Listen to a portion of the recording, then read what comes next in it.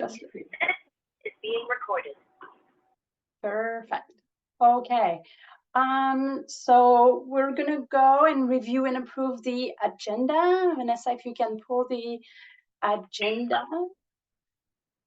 And I recognize that, yes, so if we're gonna change on the agenda, the review and approval of the minutes, it says October 6, 2024. We recognize that was a mistake. It should say October 6, 2023 minutes. So we will change that and send again the agenda. But with that being said, can I have a approval of the agenda, please? We have Denise and we have Misha. Thank you very much. Review and approval of the minutes, October 6th, 2023.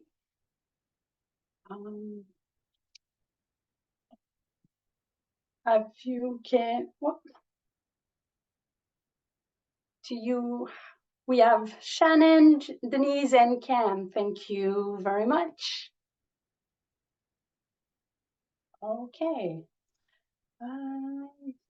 So the objective of this meeting, as always, the PMAC committee is really to review and make sure we are on track to meet the actions of the solid waste management plan. This specific meeting is also to get motion of the solid waste and resource management plan 5-year review, which we will do so after. And to review the membership as some of those members are coming to term. And we'll review the progress of the solid waste and management plan actions and discuss a little bit about what left to take action on. Vanessa will speak a little bit to the campaign working group, the C&D, construction and demolition, the EPR participation collection events, and we'll do a quick roundtable. Okay, so the solid waste and resource management plan 5-year review. We sent you, you had the chance to provide your comments on that management plan. We sent you a copy again not long ago, so just as a reminder. And the motion required is that the PMAC recommends to the SLRD board that the Squamish-Lillooet Regional District Solid Waste and Resource Management Plan 5-year review be received and submitted to the Ministry of Environment and Climate Change. Can I get a motion? Vanessa, did you have? Maria, I've got a question. It's yes. Sue. So did we see the results of our comments? Did it come back in a final version? Okay, good. That's why I just wanted to make sure that I saw that one. Okay, good. Thank you. And we have Sue Maxwell with us, who, as per the Eco-Inspire, created the plan for the regional district. Yes, Sue. Sure, and I just wanted to say thanks to everybody who did submit comments, including you, Sue, and a lot of the comments that we could, we included in the revised version of the plan. And some of your comments were specific to the engagement with First Nations. And so we were just commenting on kind of a review of the previous plan. And just as a heads up, First Nations communities are not included in the provincial way of planning because they fall under a federal mandate. So the way forward is really to work closely and engage with First Nations, but they are not obligated to participate in the planning, and the planning isn't mandated to include them. So you might see that not all of your comments are in there just because of this strange way that First Nations don't necessarily really fit into the jurisdictional system of the planning process. Thanks for that, Sue. My question would be, what happens though, because the province passed DRIPA, which means they're supposed to be integrating First Nations into these policies. So does this 5-year plan not address DRIPA whatsoever? It's more that because First Nations waste planning doesn't fall under the provincial mandate, it's more that, yes, First Nations should be included, but First Nations, if a First Nation chooses not to participate or do their own thing, that's entirely up to them because they Because don't they have a follow. separate source. Yeah, like a they have a separate separate process. system. So obviously they would Okay. be engaged and included and they're invited to meetings. And there will be hopefully a stronger process going forward than the last one because it's a very different situation, but it's more that it's not mandated, if you know what I mean. I do. Thank you for the clarity. That's awesome. I appreciate that. And it's not up to the regional district to force them to participate. It's more up to them. And like, I know that some of the comments that we received was not part of this solid waste plan, but will definitely be integrated in the further discussion when we start the process of the full update of the solid waste management plan. Denise, did you have a question? If we can't hear you, you can always write it down and we can read it for you.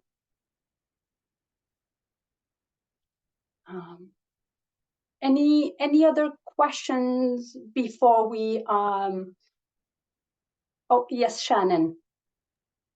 I have a question.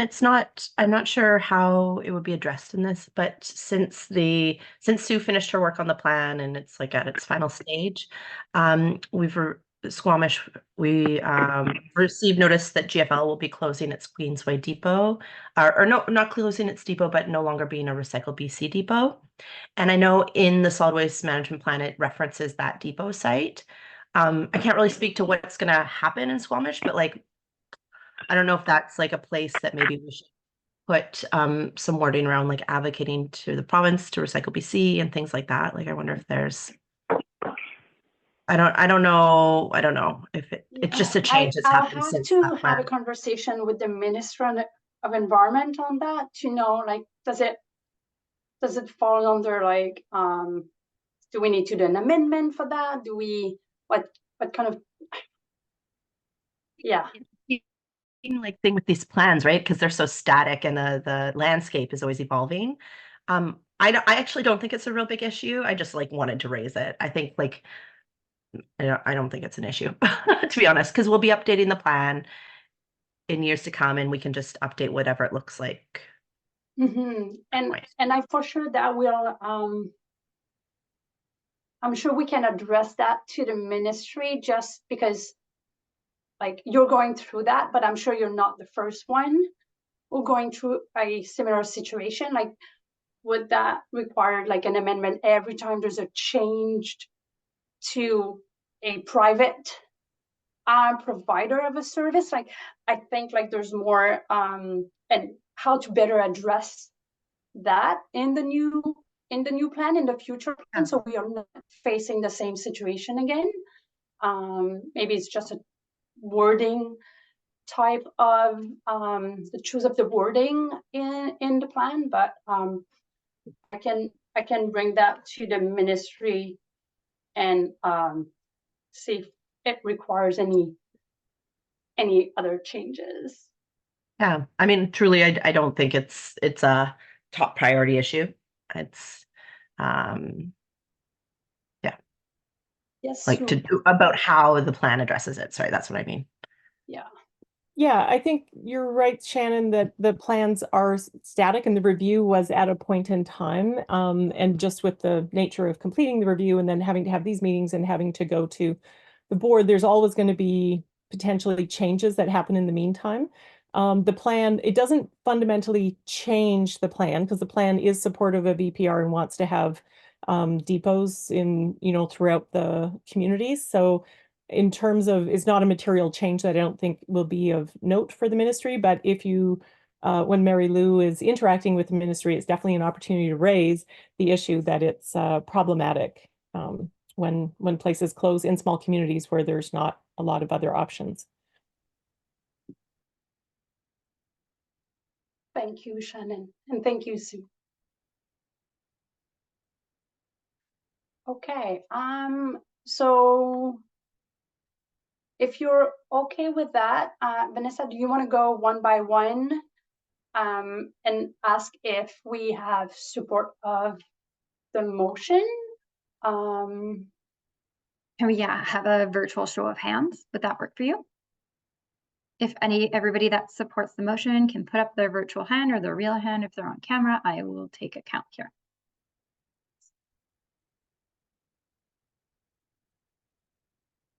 Okay, so everyone has their hands up, Marilou. Thank you, everyone. I really appreciate it. And thanks again to Sue for doing the review. That will really help as we move forward in the future. And thank you all for providing your comments, as those will help as well. Okay, now that we have the motion, we can that was quicker than we planned, so we're ahead of the agenda, so that will probably leave us a little bit more time for the roundtable. Vanessa, do you want to take the membership first section? Yeah, so essentially it's been 2 years since the committee restarted. And so we're asking everyone if they wanted to renew and sit on the committee for another 2 years, or if they had done their part and they wanted to step down. So far, a lot of people have answered, but some people have not told me yet if they want to stay on. And Denise, GFL is one of those parties that I need to know if you want to continue being. You don't need to give me an answer now. I just want to give you a heads up. And Scott as well, Sea to Sky Soils. I don't have an answer on whether you want to stay on the committee for another 2 years. Please let me know so that we can have an idea of going forward, what the steps will be. Once we have an idea of how many empty seats we have, we're looking for recommendations from the PMAC. If there's anybody in the locality that you think should be part of the committee, and then we'll reach out to those suggestions, see if there's any interest of being on the committee. If we can't garner enough members this way, then we'll put a public ad in the newspaper to see if there's anybody out in the public that's interested in joining the committee.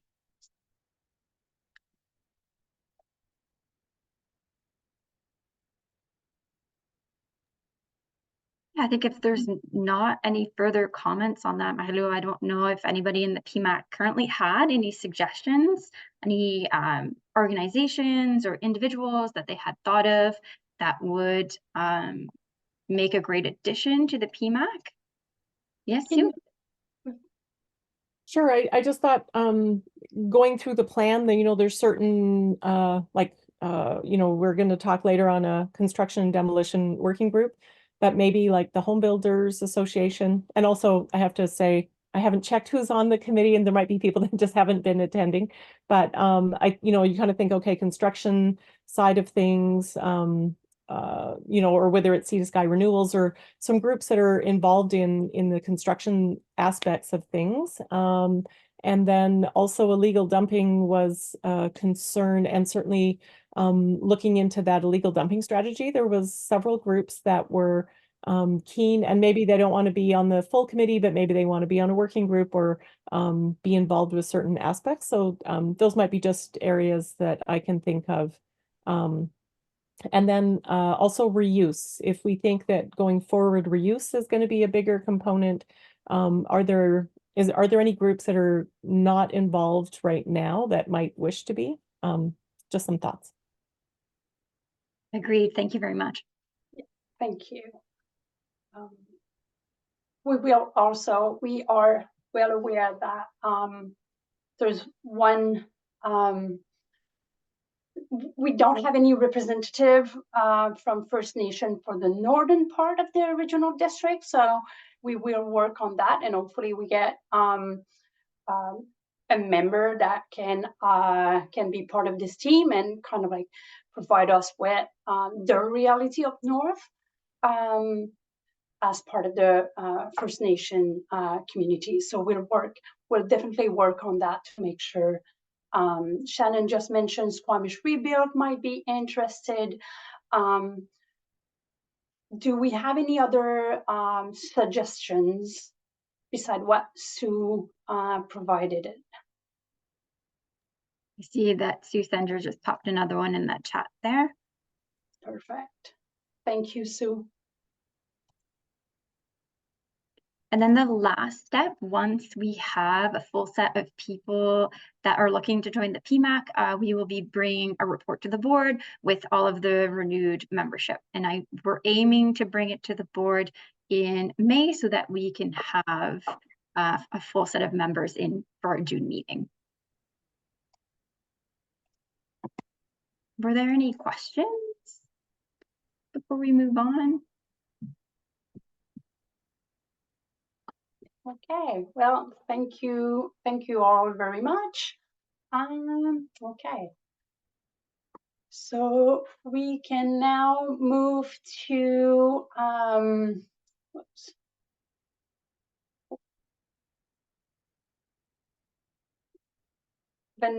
Vanessa, I will need you to pull the solid waste management plan status, as my computer just froze.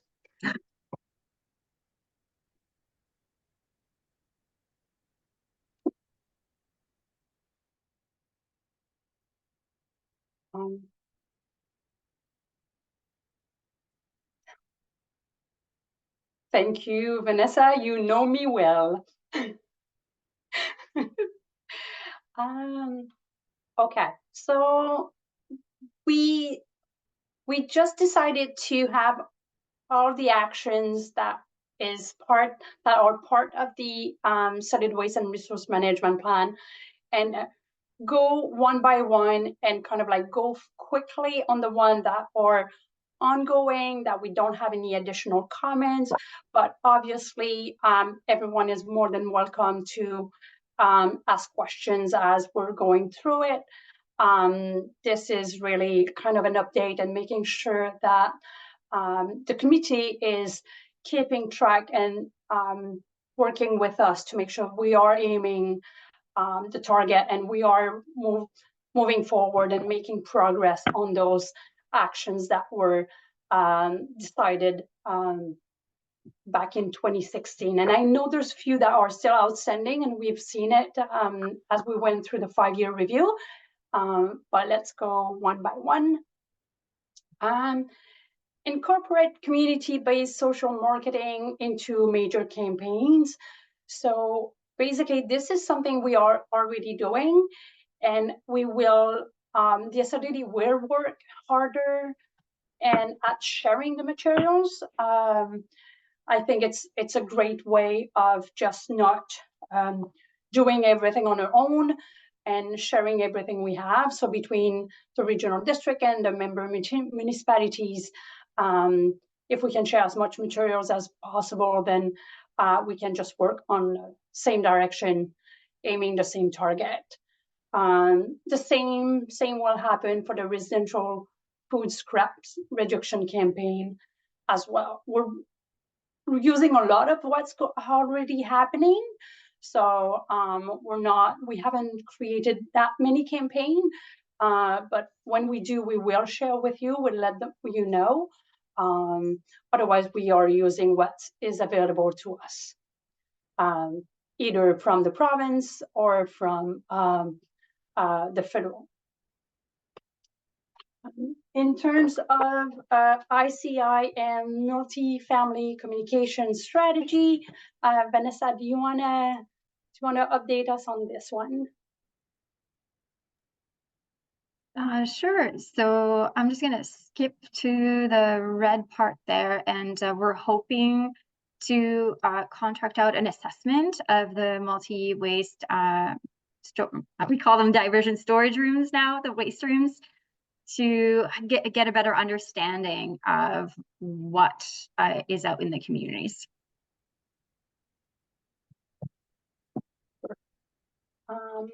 In terms of the tourist accommodation communication strategy, I'm sorry, Shannon, to put you on the spot. do you have any update? Is the District of Squamish working on this one, or that was just an item that hasn't been a priority so far? Sorry, just trying to unmute. You're talking about the tourist accommodation communication strategy? Yeah. Yeah, it has not started. So we haven't started, and I can't even tell you, I don't even think it's on our 2024 work plan. That being said, I'm happy to chat about it afterwards if it should be. But yeah, we're not working on that at this moment. Perfect. Okay. Thank you. Yeah, there's a lot going on, so I understand that sometimes we do need to prioritize, and we do need to kind of let go of some of those actions, just because we don't have a capacity to do it all. So thank you for sharing that with us. Vanessa, I will let you update us on the demolition communication strategy. Sure, it's also an item on the agenda. So as a first step for this one, we're hoping to put together a working group to have a brainstorming together and get an understanding of where our different communities are currently at with construction and demolition, so that we can kind of start building a communication plan from there. So that's our plan for 2024. Thank you. And for coordination of local government's internal zero waste initiatives. So it is ongoing for member municipalities. The SRD have been successful in the south of the regional district. We're still continue to search partnerships within the electoral area A and B to host waste reduction events. It's something that has been challenging over the years, but we'll just continue to search for partnerships and make those events happening. And hopefully we can be successful in 2024 by organizing quite a few more of those. In terms of the expansion of the zero waste workshops, this is something that, again, Vanessa is working on. So I will let her. Sure, that's okay. Yes, our focus in 2024 in terms of workshops will really be part of our contamination remediation plan for our curbside services in Britannia Beach and Furry Creek. We're hoping to host new resident workshops to better inform those moving to the region on how the recycling network functions in British Columbia. Thank you. Stu has a question. Yes, I do. That just triggered something for me. So I think you're probably aware that BC Hydro is ramping up to do a large amount of work in our area over the next few years. And I just wondered, now that you said that about, educating people about how the system works, I'm thinking, we're going to have hundreds of people coming in potentially to work here. And I wonder if there's any, if at least it can be put on the radar that that could be really important, probably not this year, but in the next few years for the Lillooet and Goldbridge areas too. Yeah, we have had meetings last year with BC Hydro. I raised the importance of the solid waste system, and we will be meeting in the future to make sure they know what to do, they know how to manage their waste, meet our requirements, and also see like how can we even do a better job with such a big organization. Can they manage their waste a little bit differently? Because there's going to be a lot of accommodation stuff happening. It won't just all be, like a BC Hydro camp, right? There's going to be a whole bunch of people who are going to be taking up hotels and spaces and renting, and they may not easily be captured by a direct BC Hydro thing. So anyway, I just wanted to raise that. It just triggered for me that could be really important for us moving forward. Yeah, no, that is great, and I'll make sure to add to my list to reach out again and get like a better idea of like when they're expecting their people, and to make sure they understand the waste system and try to reduce the waste going to landfill as much as possible. I guess my Yeah, main concern with those camps are more around organics, because we do not have an organic program in Lillooet. So that will be conversation to have with them and see what can be done. yeah, perfect. Thank you. Well, thanks for the reminder for sure.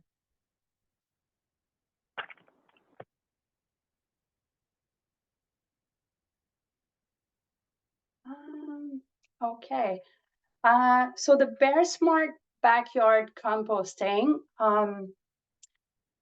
So as we can see, DOS, they don't do any of that. They don't allow the backyard composting as per their wildlife bylaw. Shannon, let me know if I'm saying anything wrong here.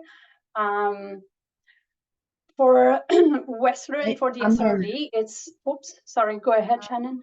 I have to verify. I thought, I don't know the wildlife attractant bylaw off the top of my head, but I think they're allowed. I think I'll have to verify. We allow them. We just don't and like support, like endorse them, encourage them. Like we're not promoting them, but we do. I think they're allowed. Anyway, I can verify. Or Sue, correct me if you also already looked into that. Yeah, I can take another peek again. I think it was similar to Whistler's. Like Whistler, it allows it. You're just not allowed to track wildlife. And so like on the North Shore, they've done a lot of work, Bear Smart plus the North Shore Recycling Program, to develop systems and teach people how to do it in a way that didn't attract any kind of wildlife. And so the Whistler bylaw is similar in that you can do it, you just can't put a bunch of stuff in, not cover it, not manage it, and then attract bears or other things. And I feel like the Squamish one is similar, but I'll take a quick peek. Well, if you don't mind, Shannon, just to update us on that. So if there's any changes to that information that we need to make for the district of Squamish, then we'll do it for sure. And as for the rest of the regional district, we have done like workshops. We have done minimal promotion. It's mainly workshops to make sure that they're doing it right, especially in those areas where we don't have food waste, organics option. So area A and B, District of Lillooet, as well as Divine Birkin area. They could always use the Pemberton transfer station, but I don't think there's a lot of people using the Pemberton for organics that are driving all the way from Birkin Divine area. So it's more for those, and we want to make sure they're doing it right in terms of like not attracting any wildlife. We do have,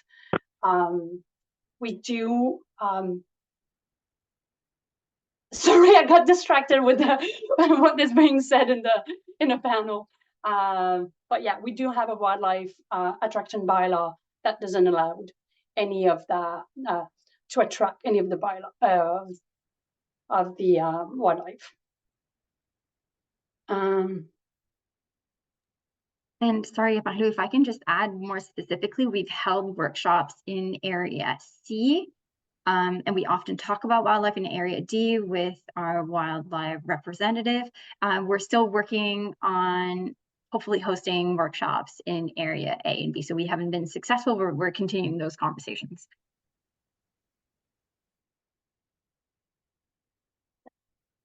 Just looking at the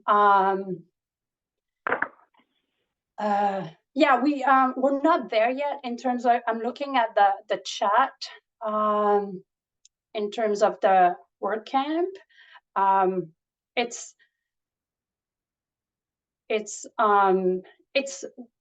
it's a little bit hard to encourage people to do the right thing when we don't offer any options. But we have had conversation with BC Hydro about their camp, and we're working towards that. I have not talked to them about the in vessel. They are great. They're not perfect. They don't work well other people have experienced like quite a difficulties working with those in vessel in the winter when it's getting cold temperature. You also need someone to operate it because it's kind of like a recipe, I want to say. Like you need to have like a specific amount of yard waste, a food waste. But it's all something that we're going to look into that with them. We're not there yet in that conversation around organics. But they are, from my conversation with them, they are really supportive of doing what they need to do, doing the best they can to follow the system we have.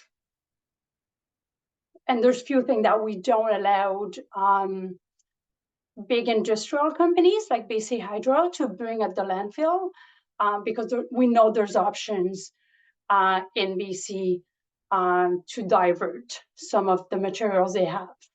And that we don't allow, like we wouldn't allow BC Hydro to bring 300 of those BC Hydro posts to the Lillooet landfill.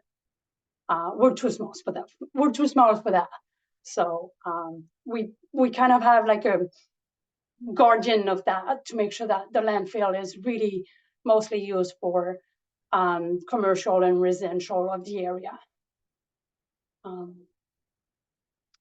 Okay, so EPR awareness. Do you want to update us on this?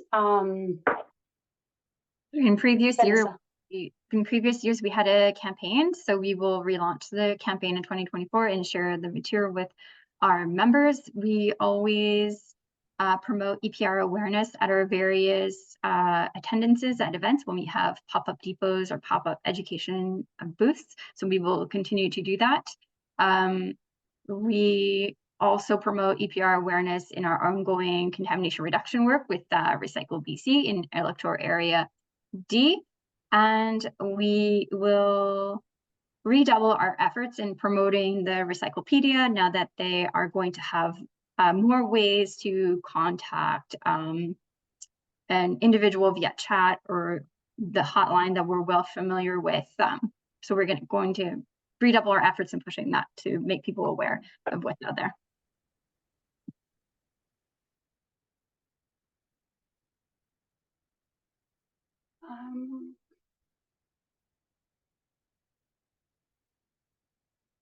Okay, promote local construction and demolition. So we know that the District of Squamish and Whistler are working on that. Regional District, we have not started. We don't, we have really little knowledge around that, but Vanessa can speak a little bit to this. I think is going to tie into that working group that we're going to put together so that we can build a communication plan, and then from there we'll be better able to promote the appropriate local opportunities. Okay. For the next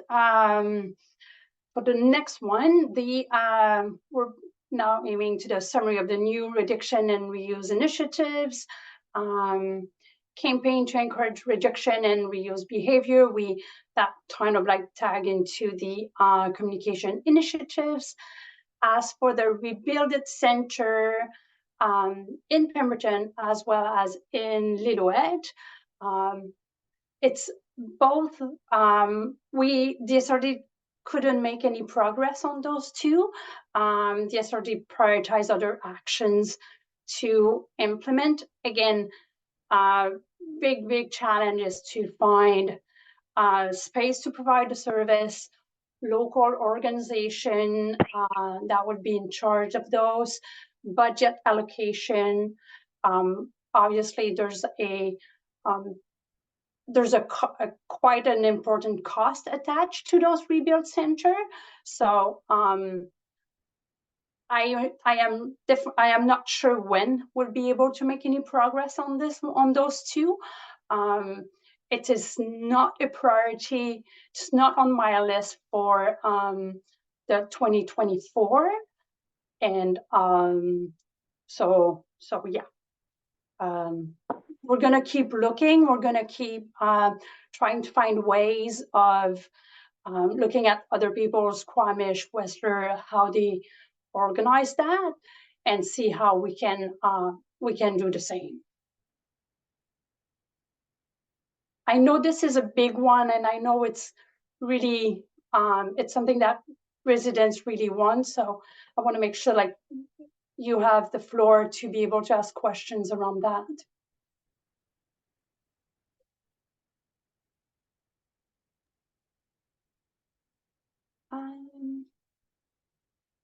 Where is asking, do we know if Pemberton and Lillooet are using Whistlers?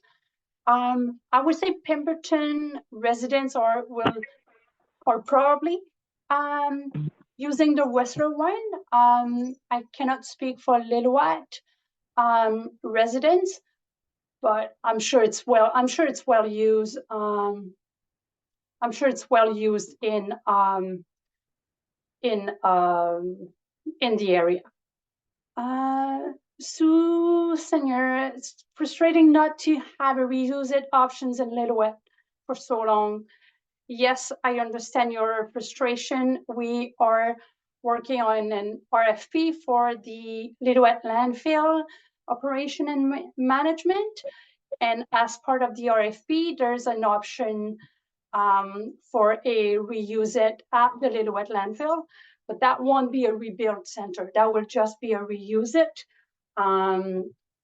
So hopefully we can move forward with it, and we can start having a reuse it center for the Lillooet.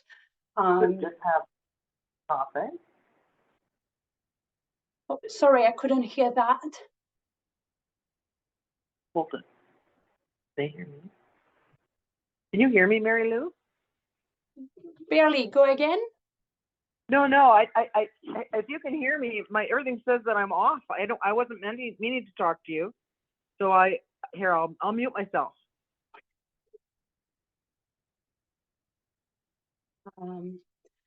So yeah, hopefully we can have the next step. A reuse it in a landfill or a transfer station is not the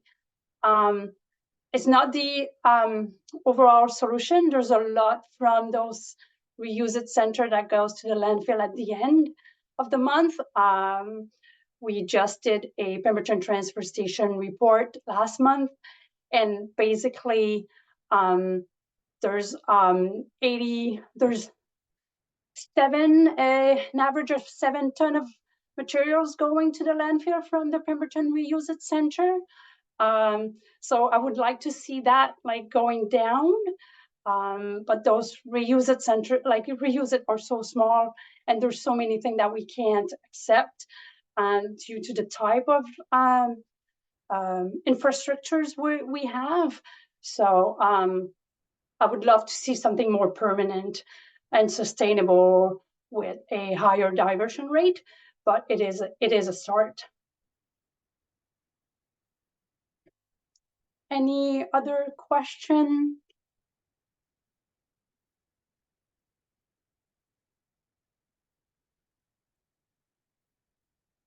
Okay, I don't see. Fund for Local Zero Waste Initiative. So we'll be drafting a fund initiative. It's a form, really, at the end of the day. So people like residents, organization would be able to ask for some funding if they want to organize any events, activities that have like some zero waste initiatives part of their event. So DSRD is working on that, and hopefully we'll be able to release a pilot in 2024. It's been in the book for quite some time. In terms of tipping fees, established regionally consistent tipping fees, we are updating tipping fees. We just updated, like as of March 1st, the Lillooet landfill will have new tipping fees, which is a little bit more consistent with the interior, like the TNRD. And then Pemberton, we're still lower than Whistler and Squamish. But at this point, it still makes sense. We're now able to compare tipping fees, proper tipping fees to tipping fees with the scale that we now have in Pemberton. So we're happy with that. As for the bans on specific EPR, all the bylaws have been updated. It's completed. All the EPR that we are part of, all those materials are banned from going to landfill. Do we still get some? Yes, we do. But as per the bylaw, it is banned, and we just need to keep educating people, controlling people, surcharging people when they do it, and we catch them. Increase awareness of EPR program, that was also part of the communication initiatives. Curbside collection in Pemberton, that was canceled. The decision was made, and we just celebrate, if I may say, the first year of the new Pemberton transfer station, which is working well, and it's really clean and well maintained by the Lillooet Construction Enterprise. As for the curbside recycling and or yard waste collection in Lillooet, for the curbside recycling, at this point, the District of Lillooet does not meet the Recycle BC requirement for recycling curbside collection. And so if we were to move forward with that, first of all, would be like, we would need approval from the District of Lillooet. And it will mean that all of the costs to go curbside will be on the District of Lillooet and the regional district without the support of Recycle BC, meaning that the way we receive recycling materials right now at the Lillooet landfill will have to be changed and adapt. So there's way more to it than just going curbside, especially that Recycle BC have mentioned a few times that the District of Lillooet does not meet the requirement. So at this point, we can keep talking about it. We can have more conversation with District of Lillooet, but at this point, I don't see it a priority. Just looking if we have any questions. Sue Maxwell has a question. Yeah, I was just wondering, Mary Lou, because I know the province had commissioned that accessibility study because a lot of EPR programs were discounting the need to actually provide services in smaller communities. And that accessibility report hasn't been made public yet, but I thought that there was some early discussions with local governments. And so I was wondering if that gave you any hope that the province was going to mandate better services from the programs? As far as I know, unless the Recycle BC plan is not approved by the ministry, their 5-year plan is set. Like, unless the province pushed Recycle BC, forced Recycle BC to change that, I haven't seen any conversation with Recycle BC being open to conversation around that. Yeah, not so much Recycle BC changing things, but the province bringing in a whole standard for what accessibility is required for programs. Yeah, I might be able to help you out here, Mahilu.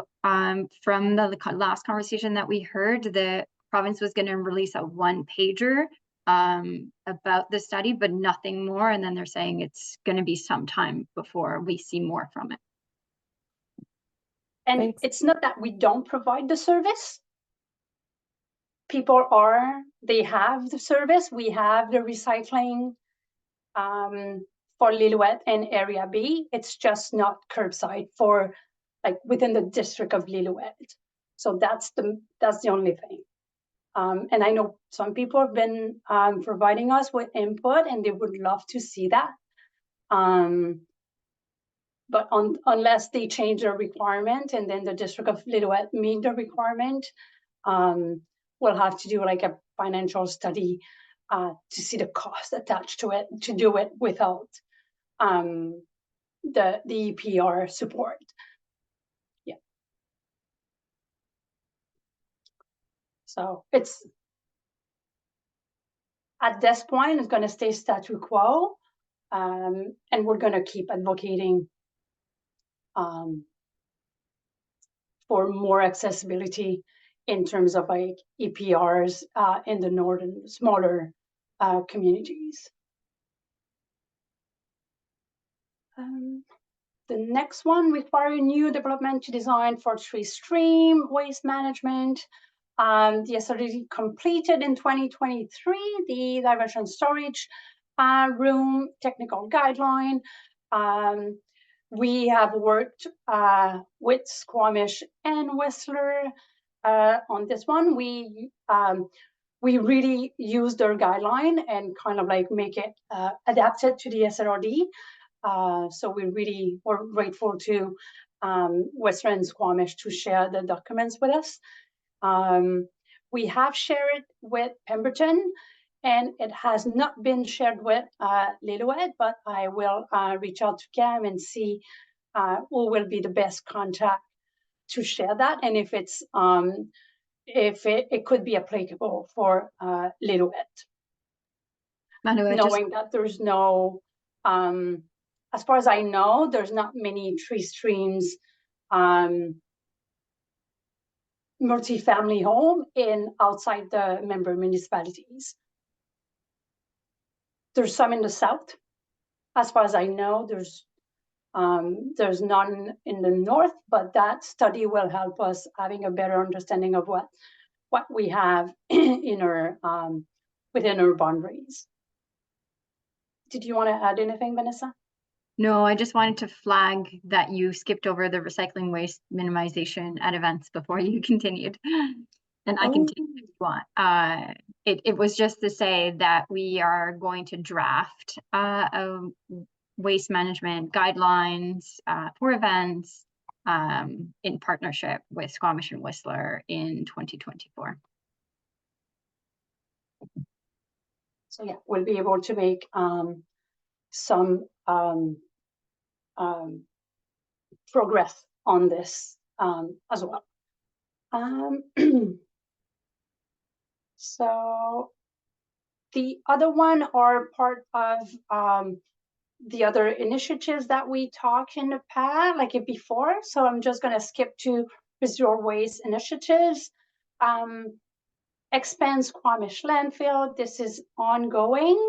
The solid waste and resource management plan focus amendment received the minister approval. So this was like the very first step, and I know it's a multi-year process. And if Shannon wants to update us on this, if she has any update, we'll be able to do it in the roundtable if you're okay with that, Shannon.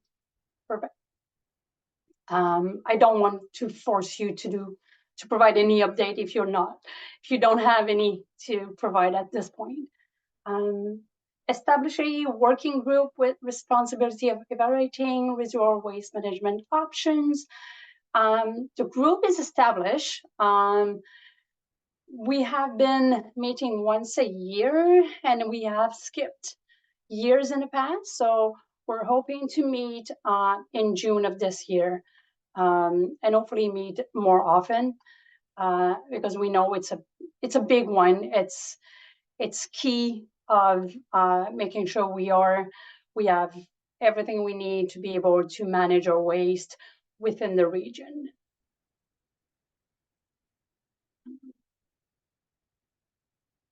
And then we have evaluate the requirements for the Lillooet landfill remain compliant with the new BC landfill criteria. So the criteria was published in 2016. In 2017, Sperling Hansen provided a review of the landfill criteria based on the Lillooet landfill. So I made notes of like the progress we've made.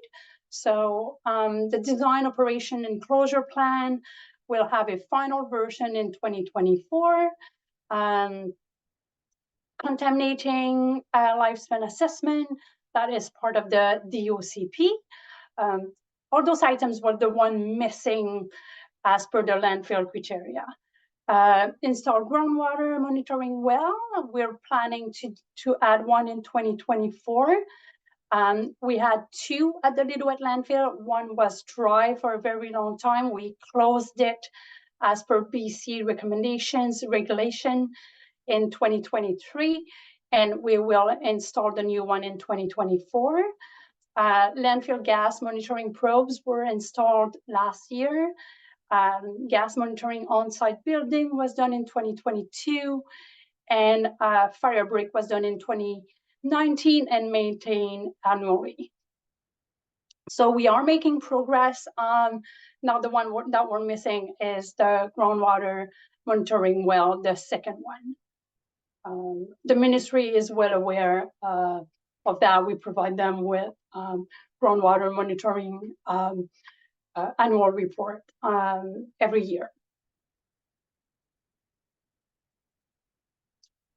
The next one, regional illegal dumping strategy. So the strategy was done and completed in 2022. The SRD doesn't have yet the capacity at this time to move with like what was provided as for like actions plan as part of the strategy. We are still reacting, I want to say. Like we help with the cleanup. We install signage where we were made aware of illegal dumping. But we know there's way more that could be done to be a little bit more proactive and not so reactive with cleaning the illegal dumping sites for more preventing them from happening. So I'm not sure, it's not part of the 2024 plan.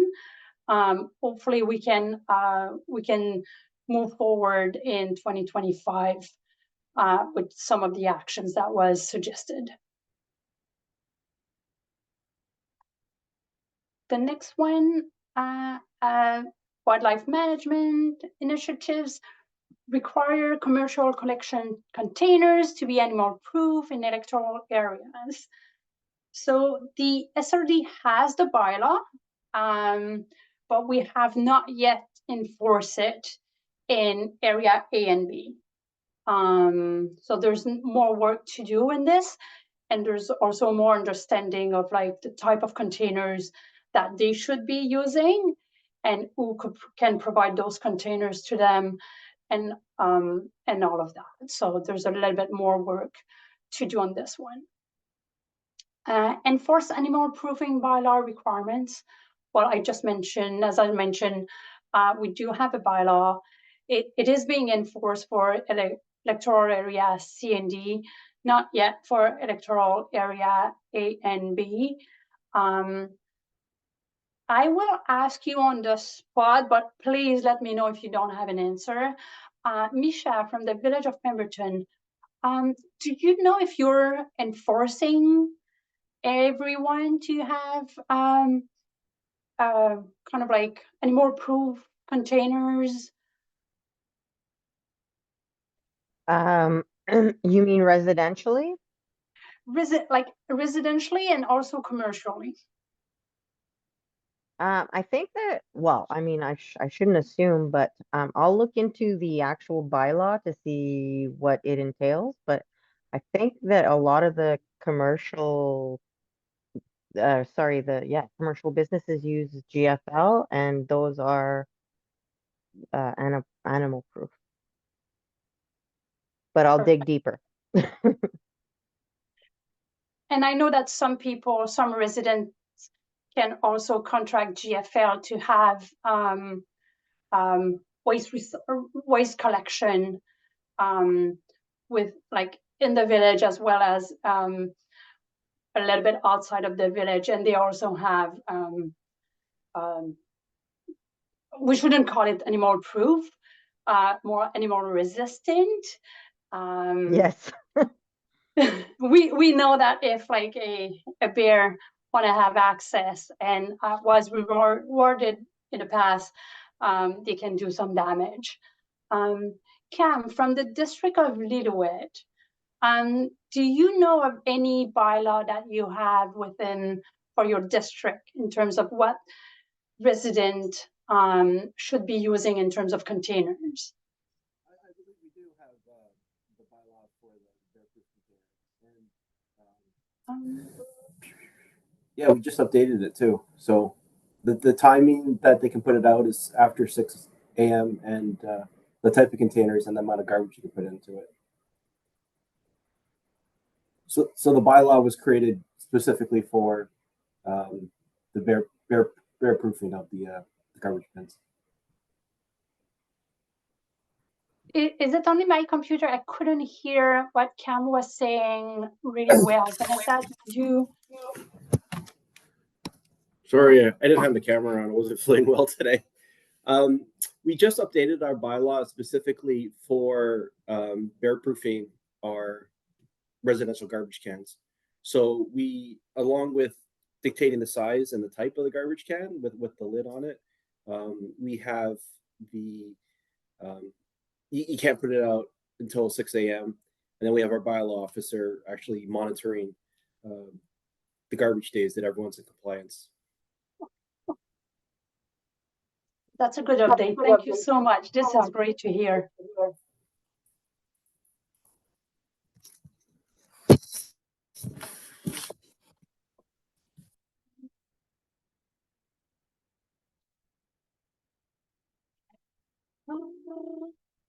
Greenhouse gas monitoring initiative. The SRD does it as part of the CARIP report. It's an annual report that regional district has to do. So it's part of that, and it captures the solid waste and the trucking. I'm sure there's maybe some data that could be pulled from that, or better data that could be pulled from it, knowing that waste is a big part of greenhouse gas, as well as like the trucking and all the transport that has to happen. And I'm sure there's other, like, I know we all have to report in terms of like recycling to Recycle BC for the greenhouse gas. That's one section of the reporting. And then there's like overall reporting for the original district. Shannon, I'm going to put you on the spot. Does the municipality also provide greenhouse gas report? Good question. We used to be part of CARIP. I thought it had They changed the it. name.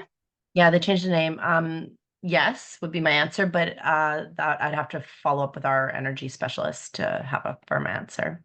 We definitely used to. Yeah, I think we still do. Thank you so much. And then for the last one, waste composition study, it's ongoing. District of Squamish and Resort Municipality of Whistler have done it for quite a while now. SRD started in 2020. We're partnering with District of Squamish and Whistler, and now it's going to be done every 2 years. There's some years that are sometimes missed due to budgeting, but for 2024, we plan to have waste study for Goldbridge Transfer Station, for Pemberton, for Lillooet. Sorry, I skipped Lillooet. For Lillooet Landfill, Pemberton Transfer Station, as well as Britannia Beach and Furry Creek, as they have like a specific curbside collection. So we're making progress, and we use those data to promote diversion and really focus on where we should be prioritizing depending on what we find. Organics is still a big part, so we keep focusing on that. And then there's like some of the recycling, especially the one that we have EPR programs for. We push forward. We push to have those diverted as much as possible. Okay, that was the last one, right? Sorry, it's always long, but I feel like we need to go through those because those are really the actions that we need to speak to. We need to, it's kind of those actions that we decided back in 2016 that we will be putting our focus on. So it's important that we review them. Do we have any questions around those actions?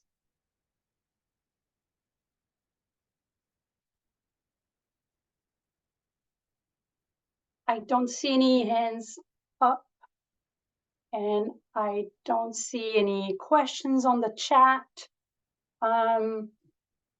So we are well in advance.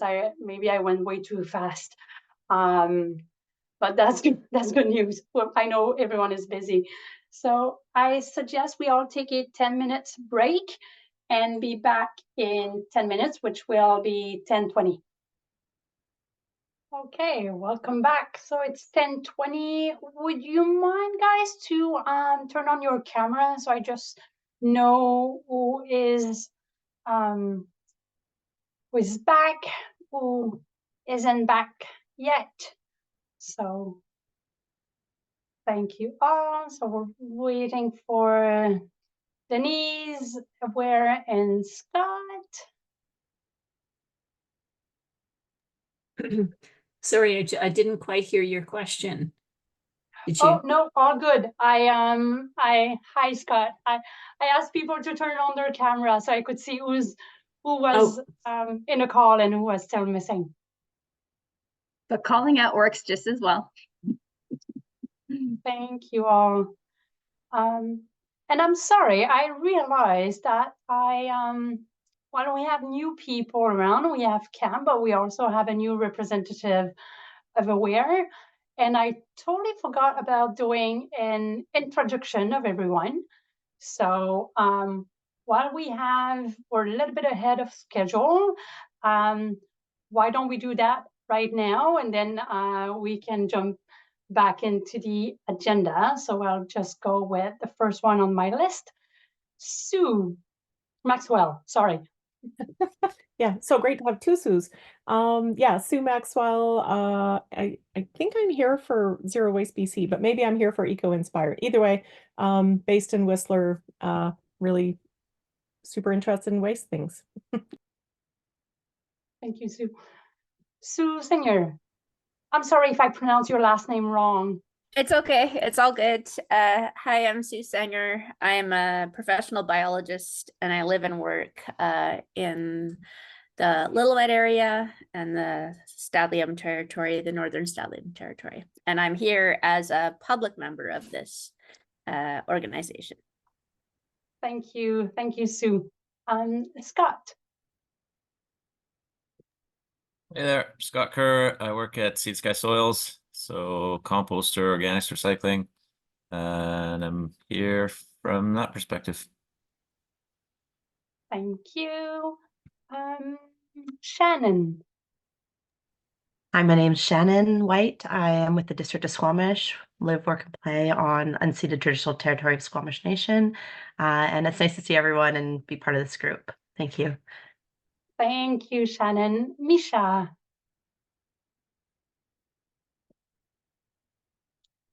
Oh, you're muted.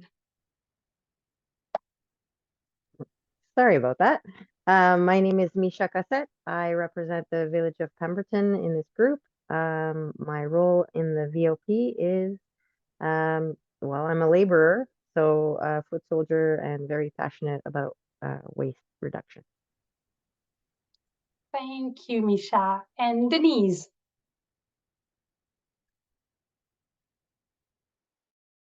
Oh, we can't hear you. Do you want me to introduce yourself, Denise? Unmuted. Oh, Vanessa? Okay, so I don't know. I mean, I'm trying to call in on the phone or on there. Can you hear me? Anybody?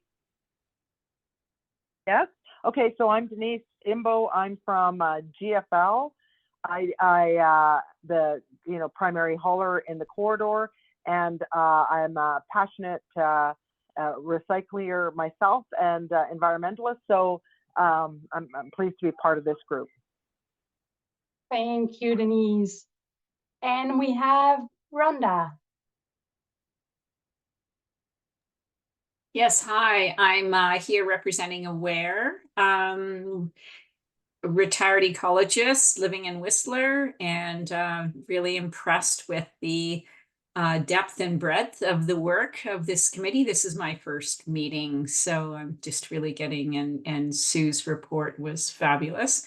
So my experience so far has been volunteering at the zero waste stations for the events, and yeah, so I'm really excited about being part of this group, and I'm just mostly listening today. Thank you so much, Rhonda, for jumping in and being part of such a great group. Just to give you a little bit of background, CAM, Aware is a local organization that has been huge key for the southern part of the regional district in terms of like waste education, awareness on like diversion, reducing organics. They work with local governments, but they also work with businesses. They have representative going to events sometimes. They're showing up at parks, helping people to do the right thing. Which we all know that it's still a big challenge, but it's a work that we keep doing every day. And so thank you all for being part of this group. Cam, if you have any questions for them, those guys have a lot of knowledge. It's a great group to reach out when you have questions.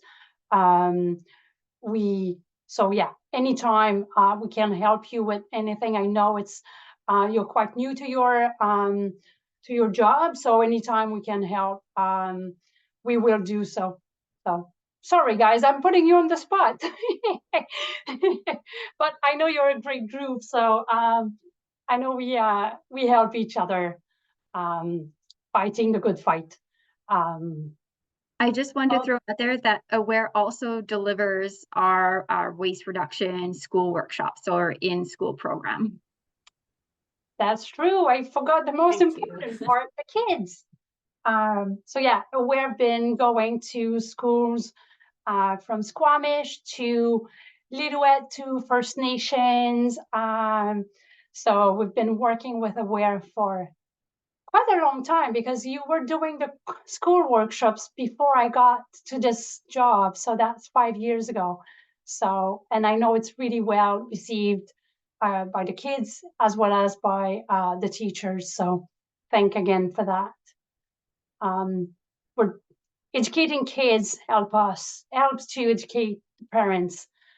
There's nothing like a kid telling your mom or dad how to do the right thing. So this is a great program. Thank you.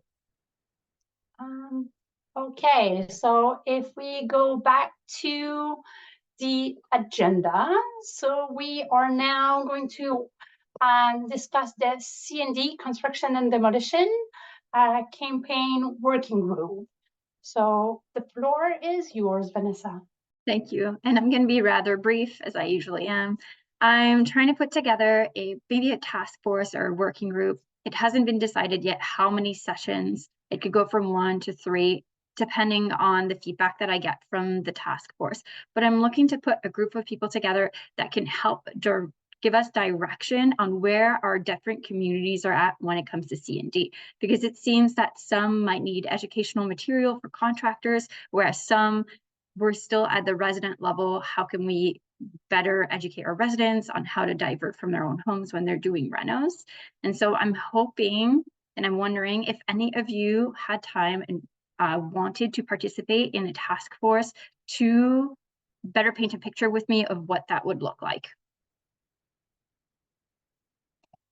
And if not you yourself, I'm also open to suggestions of either residents or contractors that you think would be available to sit on a task force. Like I said, it could be as short as 1 to 3 sessions.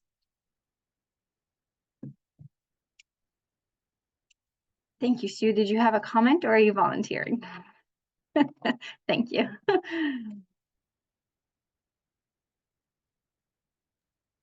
Thank you, Shannon. So Shannon just mentioned that Laura from District of Squamish. Yes, yes. Thank you. And following Sue's comment for new members, I think reaching out to construction demolition, like business company or business association, so we get their input as well, to make sure that we understand exactly their reality.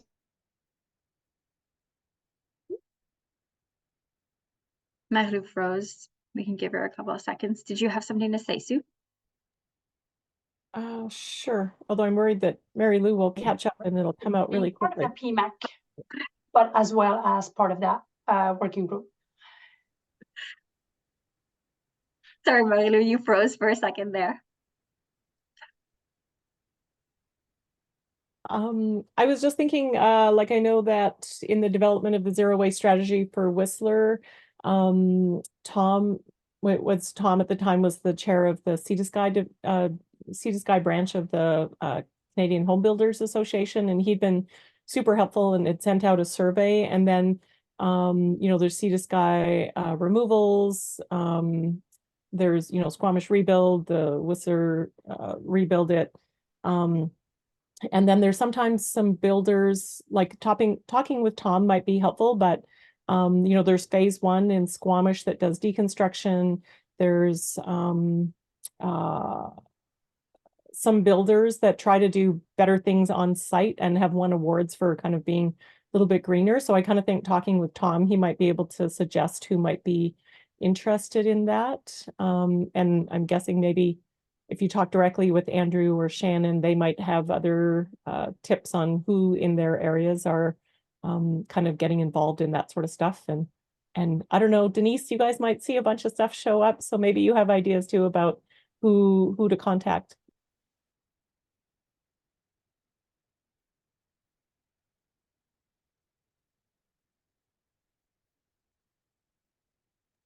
I think Denise is trying to unmute herself on the phone. I don't know, Vanessa, if you... There you go. Can you hear me now? Yes. Okay. So I guess it is the computer that I'm speaking to, which is great. Yes, we do have ideas. I don't know that it's a good idea for me to sit on every committee though. So I'm happy to help where I can, but I think, it's good to get a variety of perspectives. Yeah, I'm happy to help where I can. That's perfect. And like I said, I'm just thinking a task force. So it could even be that I just call you for one interview and then I take your ideas and then when we move on, it's just going to be a brainstorming session. So. Oh, sure, for sure. Yeah, happy to help. Yeah. Amazing. Thank you, everybody. And I will be working with Whistler and Squamish, Lauren as well. So if you didn't put up your hand, don't feel bad. We do have support. Yeah, and Cam, maybe we could discuss with Vanessa in terms of like who would be the best representative to get kind of like, and I know the reality is quite different from the south to the north, but it would be nice to have some people around the table from the north as well to get their reality and their perspective and how we can support them better and how we can help the north move forward in terms of like trying to reduce construction, demolition, going to landfill, and kind of all of that. So we'll reach out to you, Cam. I do have some businesses in mind, but maybe you have other ideas as well.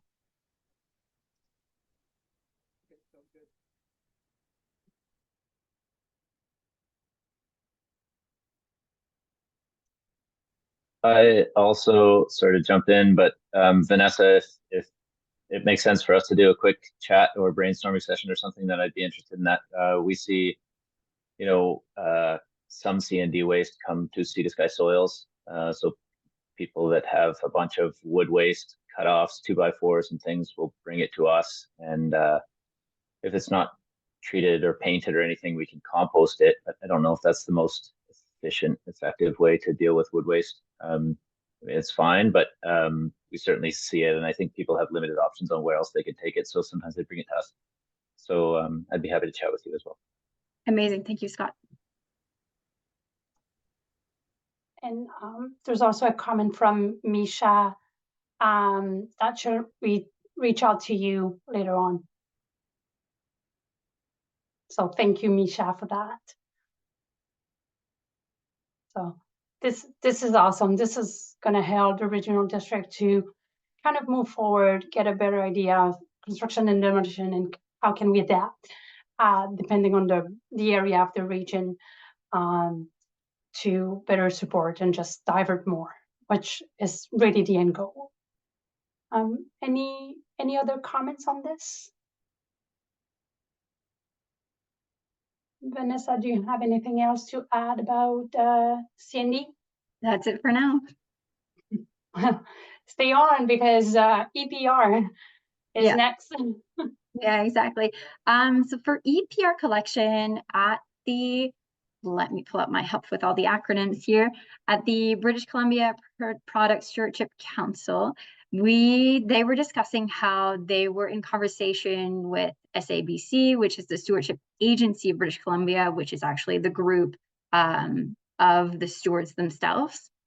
And they've developed a form for mostly local governments to fill out if you want to host a collection event. You would then pass it on to BCPSC, to not get my acronyms confused, and they would contact the stewards agency to try to better coordinate the efforts rather than having us trying to reach out to everybody.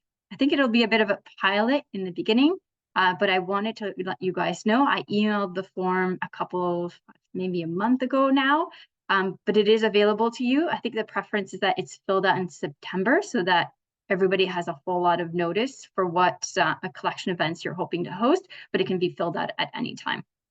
So if anybody has any questions about that, just let me know. I think that it's great that they're trying to get more collaborations with the EPRs because we host the collection event in Devine, and I know that it can be really hard to get the EPRs on board.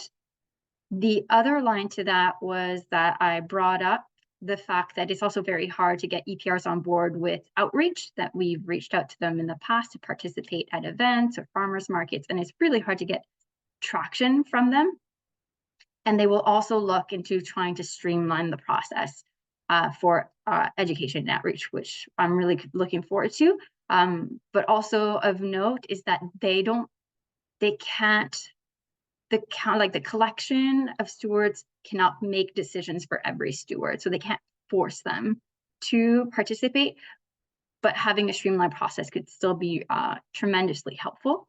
In the interim, while that's not currently happening, there isn't a process where we can fill out a form for outreach. I have asked the group in the past to fill out an Excel sheet that includes potential events in your locality so that I can reach out to the EPRs and try to advocate for them to come to our events. And I didn't get a whole lot of traction. So I'm asking again. I'm going to reshare the file on the O drive. And if everyone can add in events within their locality, which they think stewards should attend in an educational manner, not in a collection manner, I will send it to the EPRs again to advocate for more outreach and education in our area. Did anybody have any questions?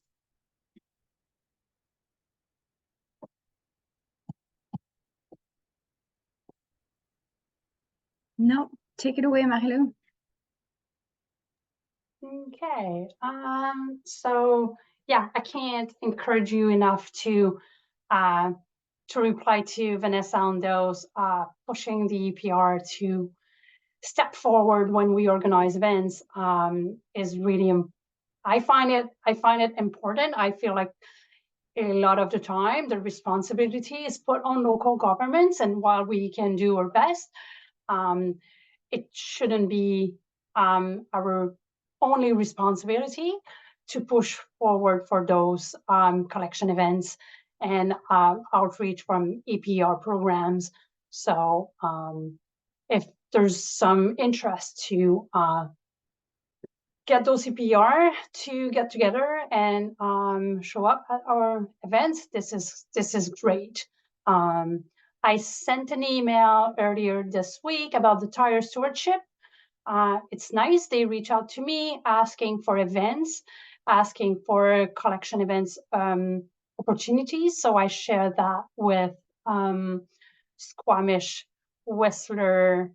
Did I send it to Misha and Cam? Maybe not. I will make sure I did.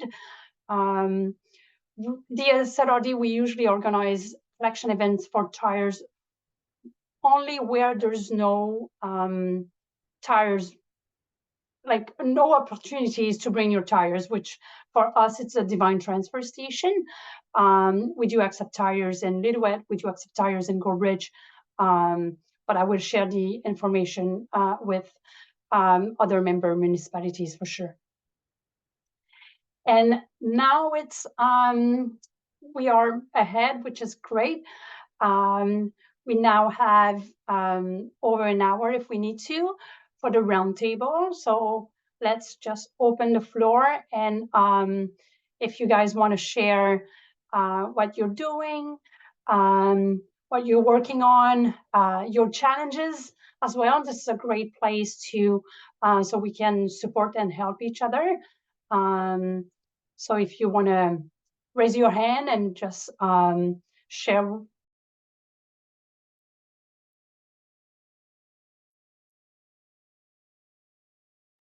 Yes, Sue, Singer.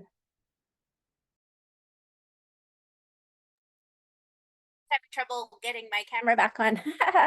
Yeah, I just thought I would jump in. So I'm also the chair of the Lillooet Regional Invasive Species Society. And so invasives going to the landfill is a really important part of what we do, trying to get them in a space where they're not going to infect anywhere else. And so just always like to be trying to think of ways. I'm still not sure people understand they can bring invasives to the dump. So, you know, we try and get that messaging out, but I think it's just important to, you know, keep in front of the committee that, you know, I'm sure this is happening all over the regional district in terms of, you know, the movement and control of invasives. So yeah, that's just kind of an update there. And we've got a number of projects going on this year. We're working really extensively in the McKay fire zone. And I'm also working as a biologist there. I'm working on the mule deer recovery plan for McKay. And yeah, these big wildfires are causing a lot of concern in terms of, you know, now that the soil is so disturbed, we're getting more invasives. So yeah, just want to bring that to back up to the committee level and just say, this is a really important part of what we do. And the more that we can make it clear to people that they can bring invasives to those sites, I think it's really, really key. Yeah, Thank you so much. This is so important. And we work with the Lillooet Invasive Society, which is great. And we have met earlier this year. We came up with a plan to try to deal with what we have on site right now. And on our new bylaw, on the new tipping fees, there's like in a specific area where we talk about invasive. So maybe with this, it will hope to have it really clear that it has to be bagged. So it's, you know, it goes to the landfill, it goes down to the pit. It's not go, it shouldn't be going to the compost pile. So, and we'll keep doing training as well. So we're gonna have a site visit. If you want to come, probably sometimes in March, we're going to do a site visit to kind of address the issues and the situation and how can we address that the best we can. We're quite For the weeds fortunate. right on site, yeah. Yeah, we're quite fortunate in Lillooet area. We and maybe you can speak to that, the type of invasive we're seeing in Lillooet versus like we don't have all the knotweed that we have in Squamish, which hopefully we can keep it that way. Well, there is one site of knotweed. There is a small one, but yeah, I mean, for us, some of the big ones, we don't have giant hogweed. That's probably one of our biggest fears coming from the south over. But yeah, it's just a good, process to be going through to try and make sure that we're not spreading invasives back out of the dump, right? So yeah, awesome. Thank you so much. Anyone else? Yes, Sue Maxwell.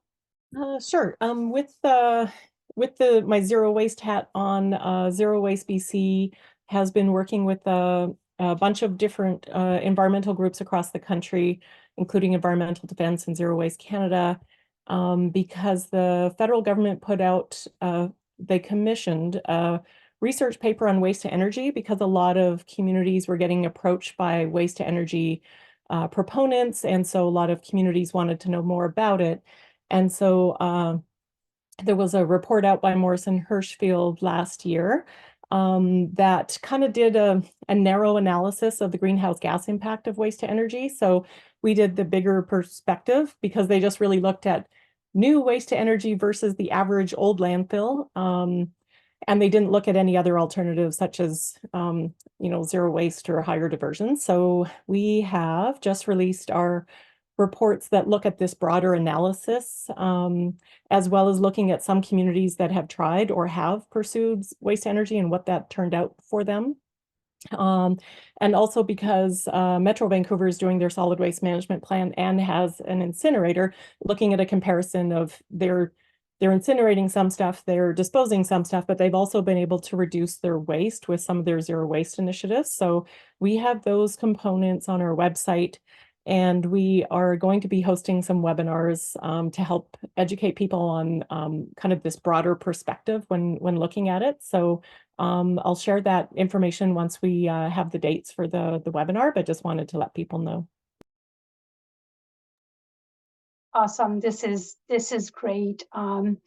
We already know that there's some residents within the SLRD that are looking forward for zero waste. We heard it when we did the solid waste management plan focus amendment with the Squamish landfill expansion. We heard that interest, so I'm expecting some interest to hear more about waste to energy when we do a full update. So for us and for member municipalities to have like more knowledge and a better information about that, it's will be great. So thank you for sharing the report with us if it's possible, and the dates for those webinars. That would be awesome. Thank you. Any question for Sue?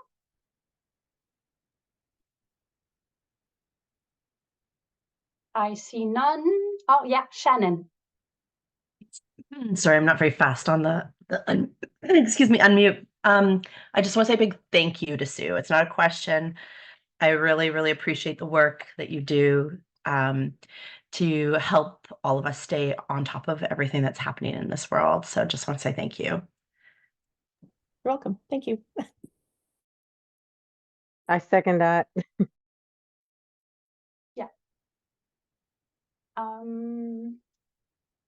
Anyone else want to share what they're working on? Yes, Shannon.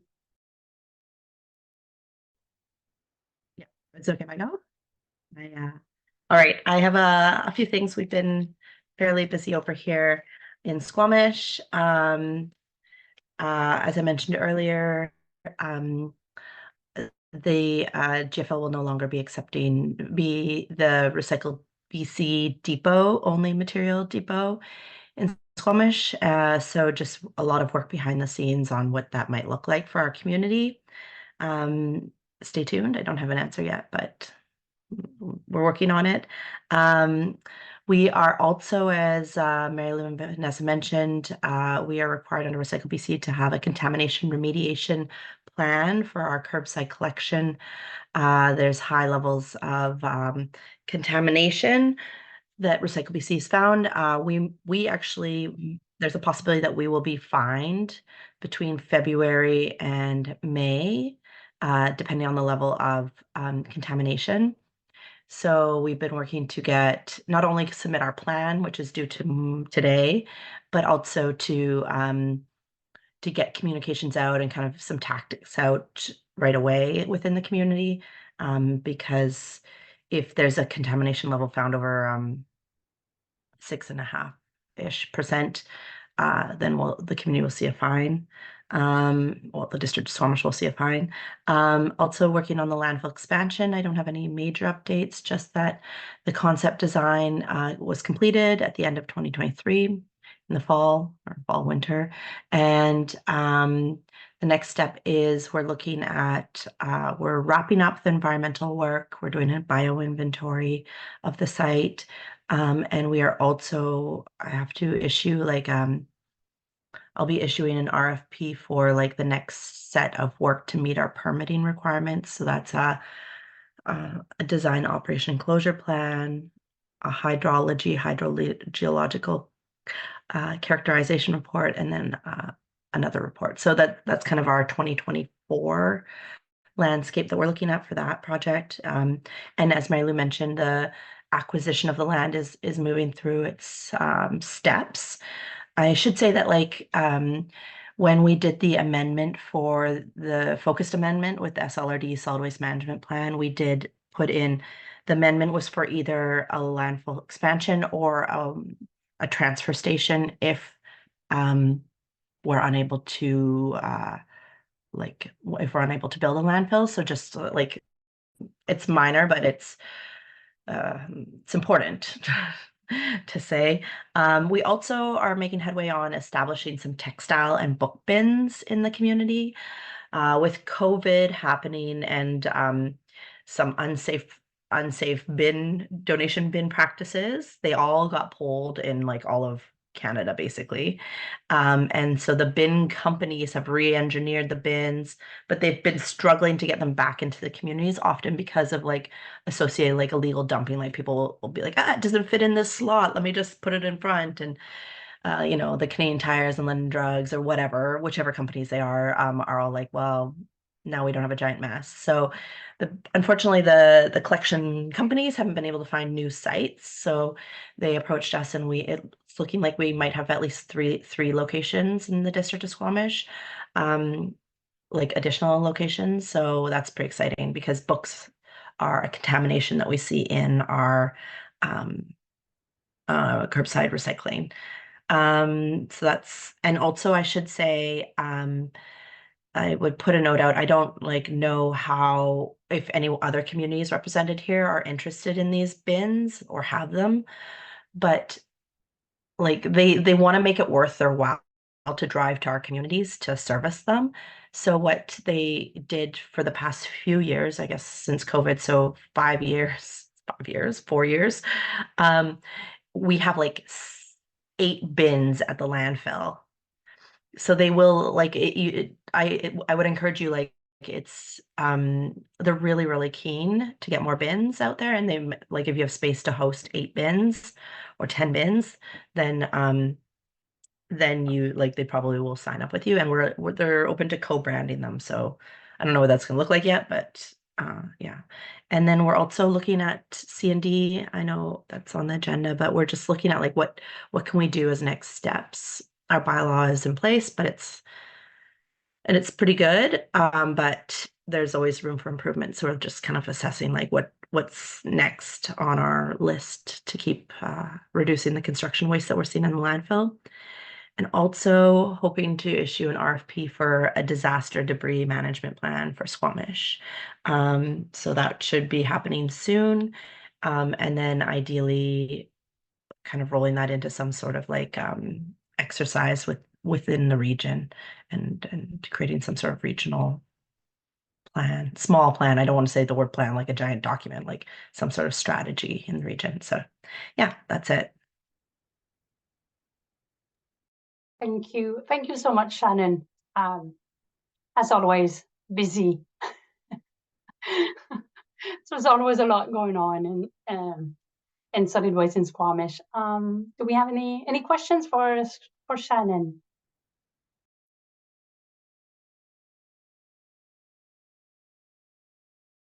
Okay, I see none. Well, thank you again, Shannon. Yeah, like I'm always amazed with what Squamish is doing in terms of solid waste, and I know the regional districts sometimes I can for some part we have catching up to do, but we're really working towards it. Do we have any other people that would like to share what they're working on?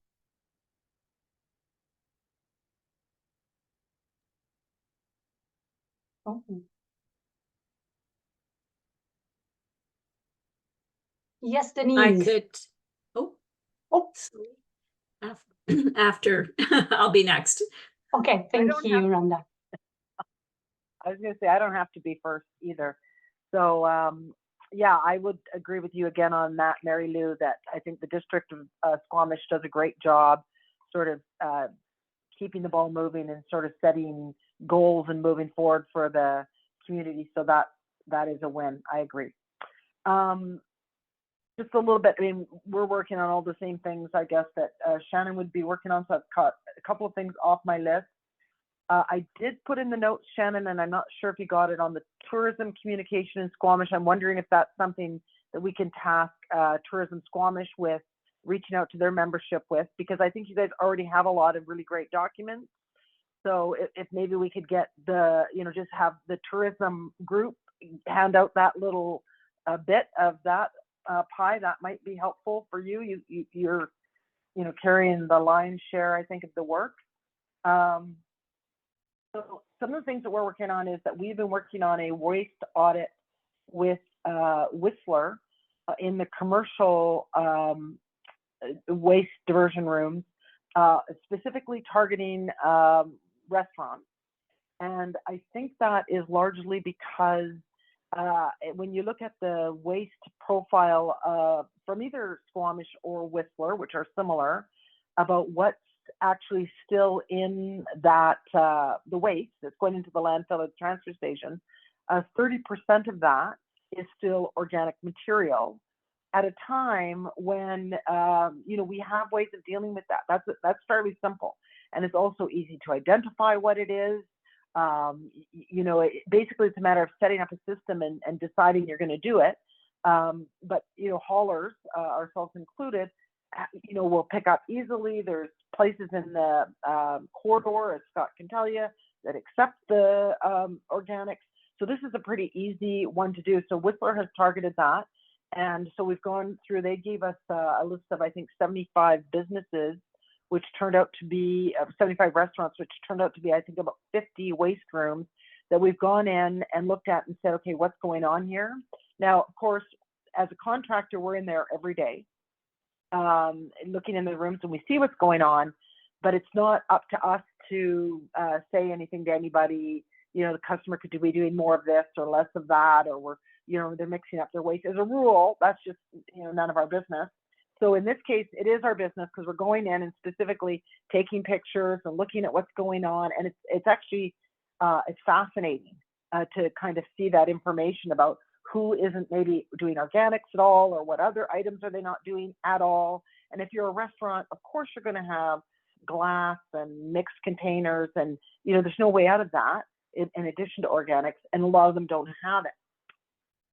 Some of the reasons they don't have it is because of the size of the waste rooms in Whistler. Squamish doesn't have exactly the same issue, but it's similar issues. So that's one of, I think, the little things that are going on. And I'm hoping that if not us, Whistler will share.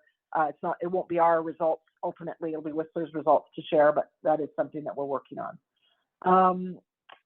Another thing that we've been working on is the Sikhs. We've decided that we're going to try and infiltrate some different communities in our where English is not maybe the primary language. And when we've had our in Squamish, for instance, when we've had our curbside waste auditors out talking to folks, they find a lot of grandmothers and things from the Sikh communities who are trying and want to and are trying to engage in conversation, but just are not understanding precisely what the rules are, etc. So we've reached out to the Sikh community, the temple, and they've been very receptive. They're going to have us in on a couple of different occasions coming up in the next year. We have some Sikh folks who work for us who have volunteered to go and interpret and etc. So we're going to try and move some education forward with that group. And I think, I don't know the other groups, but maybe Filipinos in our community. I don't know. I think they actually come in younger and learn English faster, not bringing in so much family, but I might be wrong on that. And it's the folks who are at home that actually need the education, because those are the people most likely who are doing the diversion and taking things to the totes and taking them out to the road. So anyhow, that's just something that we're working on. We also, the District of Squamish has made this, and I've mentioned it a couple of times probably on this call. I think it's fantastic. It's called Let's Talk Trash on their website, and it doesn't talk about the material that we will put in a waste diversion room as a rule is what matches up with our totes. But that's kind of missing a variety of things in the whole spectrum. That's not giving direction on things like personal hygiene or electronics or light bulbs and lithium batteries, hazardous waste, things that are going to create a problem. But the Let's Talk Waste is a bit more comprehensive about all the things that are going to go into garbage. So I think it's a fantastic document. We've taken it, and I think it's there for the taking. It's on the website, and we've blown it up, and we're putting it on big coroplast signs to share with multifamily dwellings and ICI people who have a waste diversion room in Squamish. We're going to start with Squamish and see if that kind of moves the needle on what's going into those bins. And if it does, it's harder to do that curbside. Whistler could do it easier because we could probably put signs like that up in the depot sites where the residents are coming and at the transfer stations. But anyhow, I just would invite you guys to take a look at that, see what you think. I think it's great, and I think it gives people an opportunity to kind of look all the way along and see what can I do with these things. We do have some stratas that are very alive to wanting to do the right thing, like West Wind in Squamish, the senior place. They have us in, they want us in, or they want anybody actually. So if you want to do a talk, they do have a fantastic program in their complex, and they have a waste diversion committee that takes a different time in the waste room, in the diversion room, and the room's colorful, and it's got great signage and sorting tables, and so they're the ones that said to me, okay, can you find me some more posters and information, which is why I kind of started looking to see what was out there already on the sites that I could pull out. So I think that's, I think you should all take a look. Whistler's, when I'm taking a look too, I find that Whistler's goal is to reduce waste further going to landfill transfer station. They would like to increase their diversion to 80% by 2030. Just to give you an idea about where we are, I think both communities, Squamish and Whistler, are in about the approximate, and Shannon will know for sure, but somewhere between sort of 53 and 56% diversion. They're both similar, and they've both been there for 9-10 years. Like, I think there's a big push to get us to 50% by 2010, but then, or maybe it was 2000, but then since then it has kind of leveled off. We haven't created more percentage diversion reduction, and because now is when it's starting to get difficult, so to get to 80% by 2030 will take a change in something, but I think it's important to kind of start looking at it, because what does that mean?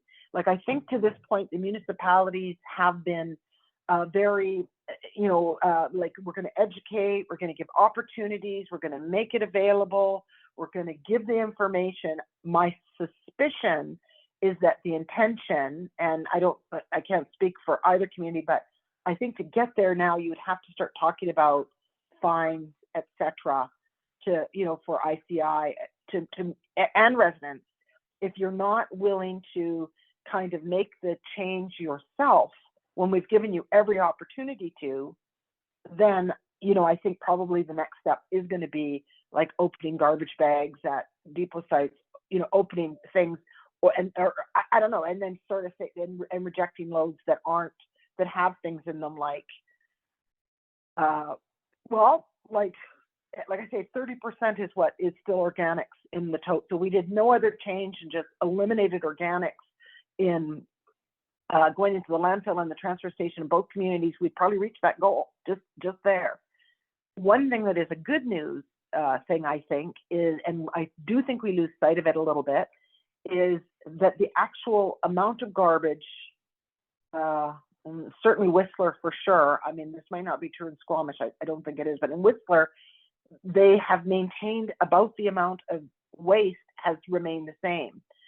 So what that means is that probably there are other things at play there, not just what we're throwing away, but maybe we're consuming less, maybe we're buying less, maybe we're having less packaging, maybe we're not buying as many items. I don't know what's going on, but I do think that there's something else going on. And actually I did quite a bit of looking into data for Shannon about a month ago, and I've not heard, I just made my own assumptions. I'm not a data analyst, but I think there's, there is probably some real things that we can pull from some of the data that suggest there's other things going on that are probably a little bit positive. So I think those are good things. The other thing that is, it's a little bit problematic for me, but I think it's also problematic just period for kind of, zero waste or GHGs or the larger environmental message, is that, so with all of the rules, everything that we come up with in these committees and all the guidelines, yeah, Shannon says the 56, 58%. Yeah, so about, yeah, similar. Between 53 and 58 is what I would say. But in all the communities, so we make the guidelines, we say this is what we'd like people to do, and then we hope that everyone's going to do the right thing. So as Carneys and now GFL, as the hauler in the community, we are making ourselves aware of these things. We'll work with Recycle BC. We're a Recycle BC facility and a hauler, and we're really working to try and enforce all the rules. Okay, so now we've got some new haulers in the corridor, that some are specific about diversion, and that's great. Some of them are not. And so some of them are putting in garbage rooms single stream bins and having totes pulled out. So they're putting in bins and they're taking out totes. So rather than doing the further stream of paper, containers, organics, etc., they're saying, no, it all can go in one. What that is largely is garbage. So they're calling it single stream. They're kind of taking us all backwards a step or two. And then they're hauling that loose, garbage, single stream up the highway. I don't know that we even know for sure where it's going. I don't think this is helping our climate goals. I sure don't think it's helping our zero waste goals, our diversion goals, or our bigger overall. So I think it's a bit of an issue. Anyways, I'm just going to make you aware of that, of those two things, because I mean, clearly it's not mine to the fact that I think it is a step in the backwards direction. And I think that's all I have. Questions? I have a question. It was actually about the Let's Talk Trash sign that you were talking about. I've been thinking that it would be really nice to connect with you to make sure that, so last year I redid all the signs for the multifamily rooms. It would be nice to connect with you to make sure they align with your needs. And also, if you could share some of those materials so that I can also make it available as part of that signage page that we have. Yeah, Vanessa, I will send that you the helps. for the Let's Talk Trash, for sure. That's just on the website. We've modified it a little bit because it says, to take some things to GFL, and so we've just changed that to say depot site because we don't know where that's going to go in the future. And what we've also done is, Vanessa, so when we've done these restroom waste audits, we've suggested, when we've seen contamination, for those businesses to pull from the links that the RMOW has, and they've done the same thing. So they have all the individual items with a specific color, etc. I think it's probably the same color that you guys are using. So we are giving that to the commercial folks saying, or the ICI folks saying, if you need more signs, pull from these signs. Ours is a little different because in our mixed containers, we'll have a variety of things in there. So, our sign, and that's what I'm saying, our signage was a little bit limiting in a way because it's just what we're actually picking up when there's other things that could be sorted or dealt with in a different way. But yeah. Okay. I suppose let me ask this directly. So most of the products that you accept within your streams, do they match Recycle BC? Yes. Okay. Then that makes it easy. Yeah, all of them do. Yeah, all of them do. Everything matches. We don't take any non-Recycle BC things because we can't, once I pick it up, whether it's from a resident or a commercial, and then it gets on the floor and it gets sorted and baled, it's impossible to say. I can only do volume. I can't say exactly where that piece of plastic came from. So yes, I have to follow Recycle BC's guidelines. Perfect. Thank you, Denise. This is great. This is great update. Any other questions for Denise?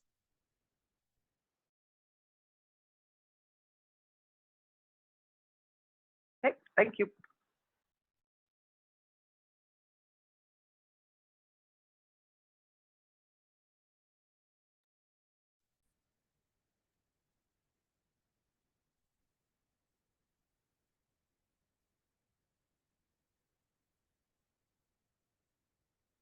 Thank you.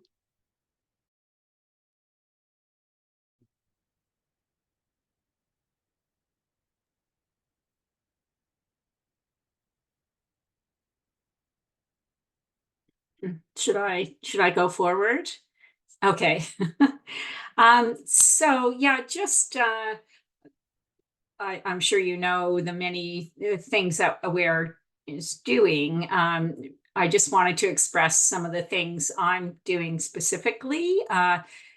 Having spent my career with federal government, I'm really good at writing grant proposals. And so that's, as a director on the board with Aware, that's one of my main roles right now is grant writing. And I'm very interested in collaborating with other committees. So if you think that there's something that I could be including in my effort with Aware, then please let me know. So that's one thing. Then I also wanted to share that my personal interest, after I retired, I went back to school for landscape horticulture and then again for soil biology. So my personal interest is in composting, and I plan to demonstrate how we can have compost to grow food in my own backyard this coming growing season. And I want to demonstrate that it does not attract wildlife if we do it properly. And so ultimately what I'd like to see is that we make better use of beer mash and landscape waste for food growing. So that's one of my personal interests. And so as I get a little better at that, then I share that back to the committee and see if we can do something on a larger scale. That's all I wanted to share today. Thank you. Thank you very much. And thank you for being here. Any questions for Rhonda? I have a comment. I'm really happy that you mentioned the soil biology. We have a campaign called Make Soil Not Waste. And we try to host workshops with it to educate folks on how to compost properly and manage. And so I will probably be emailing you in the future because sometimes we're looking for somebody who knows these things and can actually teach them. Okay, and I can bring my microscope. It's very fun. So be happy to. Awesome, thank you. Scott, do you wanna share an update? Yeah, sure. I feel like I don't have as much to update as everybody else, but we we continue doing what we're doing at Sea to Sky Soils. We are getting closer and closer all the time to receiving a final new permit from the Ministry of Environment to operate. And so that's sort of been in the works for a long time, but it takes time. So that's moving ahead. Once that comes into force, then we'll be upgrading infrastructure so that we can capture and treat and test stormwater before it leaves the site. So as environmental regulations continue to tighten with sort of a continuous improvement mentality, that's becoming more of a requirement at compost facilities. Ministry of Environment comes and inspects us, and we're happy with the way the site looks and operates. But as we kind of grow and things change, that will be new for us. So we'll be testing any water that leaves the site. So that'll be nice. So as that permit gets finalized, you'll see some construction starting to happen on that site, and I can update the group here as that happens.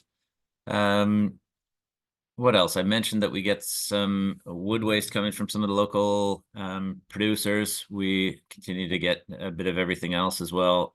We're starting to see some landscape waste already, which is pretty unusual for February. Normally we're pretty much, hibernation mode almost throughout January, February. We stay open, but mostly we're receiving, commercial food waste, and that's about all, and no soil sales. But this year we are selling compost still, and we are seeing landscape waste. People are outside in their gardens already in Pemberton and Whistler. So it's a strange year, and we're concerned about what's going to happen this summer. So we have proximity to the forest, and so we follow closely the wildfire restrictions. So as there are heightened risks of wildfire, we curtail our operations. We stop early, and we have fire watch and stuff like that, which is, it's a challenge when you're trying to operate an industrial site and you have limited hours that you can work because you have to do fire watch. And we also hear from all of the drivers that we are unique, or at least unusual in that respect, people will come in and we will have stopped working for the day, you know, as the dry season comes. And the drivers will say, well, what's happening? I go to all these other sites and excavators and logging equipment is still continuing to work in the forest. So why do you guys stop? So that's something that we imagine will be more of a issue this year, depending on what happens with the weather. But there's so little moisture and snow and water out there right now that there might be huge wildfire risk. And so that will influence what we do. So what else? We have a new general manager at Sea to Sky Soils. So I think the group knows that Sea to Sky Soils was bought by a firm who's based in Vancouver called Evergen about 2 years ago. And they have a couple of composters in you know, under their ownership now. They're still a fairly small company, but are traded on the Toronto Stock Exchange. And so I'm moving into more of a corporate role where I'm doing environmental compliance, regulatory, health and safety stuff across all of our sites, most of which are in BC, but there's one in Alberta as well. And we have a new general manager who's at Sea to Sky Soils named John Skinner, who might make sense as a representative on this group, but who knows? We can sort of talk about that. So I'm still, you know, I'm based in Pemberton, so I'm still here and I'm at the site most days. So feel free to reach out to me with any kind of site questions, but there is that change in the works as well. So that's exciting. That's probably about all I think to update, unless anybody has any questions or anything. Oh, there was a big fire there the other day behind our site. So that's the other thing I was going to mention, being close to the fire. You know, there's a gravel pit operation that's a separate group that's happening kind of on the same parcel of land in that pit just next door that you kind of sort of can see it from the highway, but not that well. If you drive up the road, you can see it quite clearly. Anyways, as the pit continues to expand, they strip off the organic layer and the trees and things. And you know, they have forestry companies doing that. They've got connections with them. And 2 days ago, I think, what was that, Tuesday? They were burning big burn piles. And so there's big plumes of smoke coming out. And I think some people drove by and thought that Sea to Sky Soils was either burning stuff intentionally or on fire unintentionally. We were getting calls from the fire department who were ready to send out crews and things. So that was, I mean, it's frustrating, you know, because we don't have a great online social media presence. So I'm sure there's people who think that Sea to Sky Soils is just burning their waste. So to let this group know, at least, that we do not, and we were not, that was forestry burning that was happening then. And I mean, it's a big burn pile. I think it's still going. It was certainly still going yesterday. It probably goes for a few days or a week or something. But yeah, that's all I have to update. Thank you for the update, Scott. I will let the staff at the regional district know, the one that are receiving calls, because sometimes we might receive some of those calls. So that's a good update. Yeah, there must be a good sort of venting index or something for it now to allow for burning, because there's quite a few, you know, big forestry burn piles that are burning around Pemberton and the Sea to Sky. At least I don't know about the southern part of the region, but yeah, that's happening right now. Thanks. And please continue to let us know, you know, if you see like huge contamination in the organics, and if there's anything like in terms of like education and like messaging that we can do to support making sure that, you know, you're receiving good materials, because you can't make good soils with not so good materials. Yeah, for sure. I appreciate that. It's an ongoing thing. I think there's no sort of end point when, you know, when it comes to kind of education and stuff. I think we keep trying to get people to put the right things in the right bins. And there's also education and expectations to set when people buy the finished product. I think people around here have a good understanding that it's actually a real recycled product that they're buying, and there might be some fruit stickers and small bits of plastic in there. But every once in a while we get somebody who doesn't understand that and they don't see that connection. And so it presents a nice, you know, communication opportunity to say, well, if you put plastic in the bin, or if somebody does, it, you know, it comes into the composting facility and we pick out as much as we can, but some of it gets through. So I think there's some people who are, you know, who are a bit cynical when it comes to recycling, and so don't fully appreciate that this material is it's recycled, and you put garbage in, you get garbage out. Yeah, and to me, it's a good reminder of if you're not doing the right thing, you can't expect the right product. Like, I know for me, it was a good educational moment for my partner, who sometimes forget to remove the stickers on the bananas. And I keep complaining about that. So when we got the soil with banana stickers, I was like, well, there you go, honey. This is probably yours. So like, it's like, I use it as a educational opportunity when I see those. Yeah, perfect. But yeah, it's an ongoing reminder to people of the reason why we need to do the right thing and to get good products when we want to grow our own food in our garden. So thank you for what you're doing. We have Misha. Whoops, sorry. Do we have any more questions for Scott before Misha jumps in? No, but congrats on the new position. I think I'm echoing Sue Maxwell in the chat there. Yeah, thanks. Thank you. Misha. Well, it's going to be short and sweet. So our green team committee right now is going through some movement because we are only allowed to be part of one committee within the VOP. So some people had to shift and some people stepped down. So we're kind of in the middle of confirming who wants to stay on, and then we're going to move to who would be interested in coming on the Green Team Committee. It's a bit of a tough situation at the moment because we're prepping for the Pitchin Week effort. And we can only meet once a month, so it's kind of slow moving for us, but we definitely want to be doing a lot more. But yeah, right now we're focusing on the Pitchin effort. We are also trying to create they call it a neighborly booklet to give people neighborly tips. And part of that is where to dispose of things and what companies take EPRs. So we're working on that. And we really, really want to do some EPR collection events.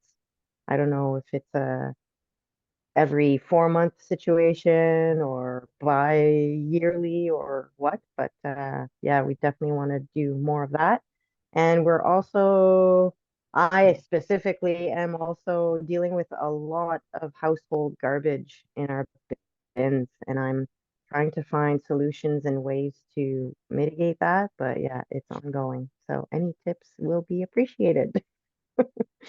Also, dog waste is still on the forefront, and cigarette butts.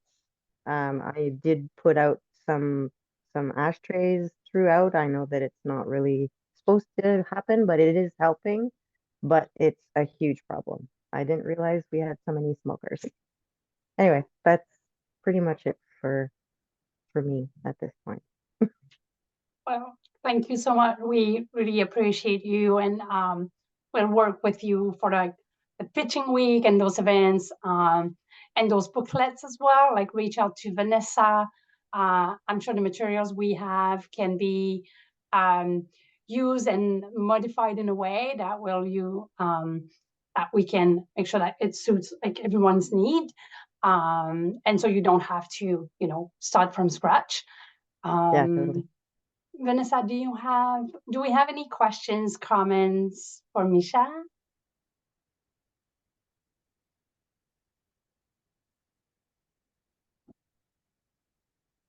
I don't see any.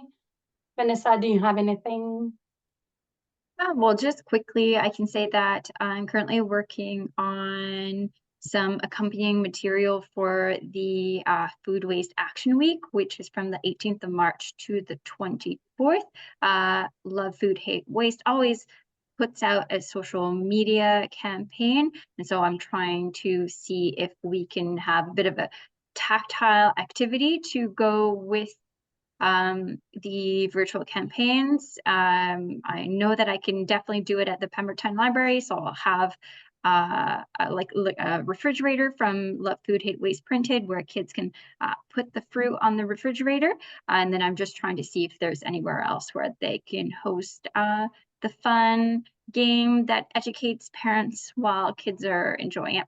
And I will share the material from Love Food Hate Waste as soon as I receive it. Thank you. Thank you. Thank you all. So did I miss anyone, or am I or is yes already the last to provide updates? I don't think I miss anyone.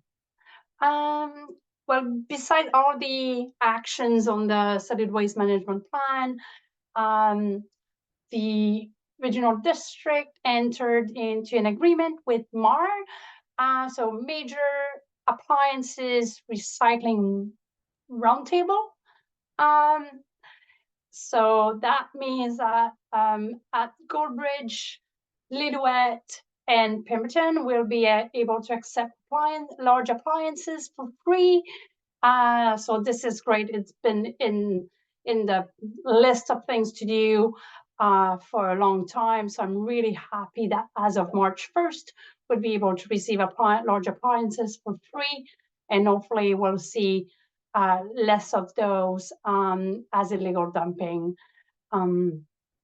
Beside that, we're working on an RFP for the Lillooet landfill operations and maintenance. That should be out soon.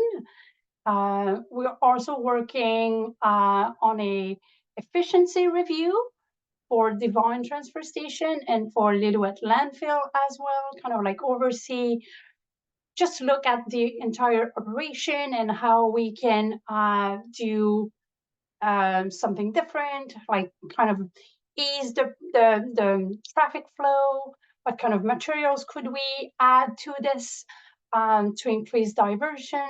So we're working on that. And after that, we also, well, we just provided a report to the board for the Pemberton Transfer Station 1 year operation. So overall, we're really, really pleased. We know we can do more in terms of diversion. So we're gonna look at how can we address that. And then as Shannon mentioned, we're working with Recycle BC for a contamination remediation plan. SRD was happy. We did a 61% reduction from with the first one, so we were really happy about that. But now we need to get the contamination from 6% to 4.66%.